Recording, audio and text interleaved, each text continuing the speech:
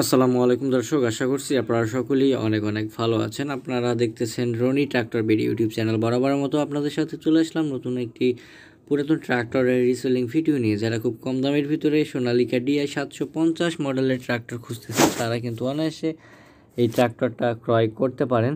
এই ট্রাক্টরটি রোটার সহকারে বিক্রয় করা হবে। গাড়িটি শুধুমাত্র 3300 ঘন্টা রানিং রয়েছে।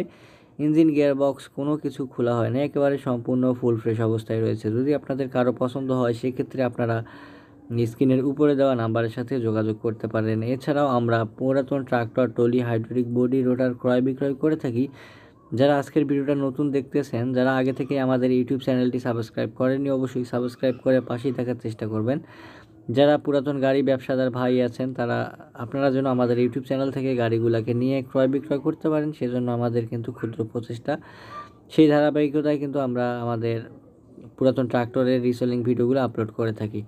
তো সোনালিকা DI 750-এর মাত্র 3300 ঘন্টা রানিং, ইঞ্জিন গিয়ারবক্স কোনো কিছু খোলা হয় নাই, শুধু কোনো কিছুই এখন পর্যন্ত হাত পড়ে নাই। আপনারা বিস্তারিত ইনফরমেশন জানার জন্য অবশ্যই মালিকের সাথে কথা বলে নেবেন।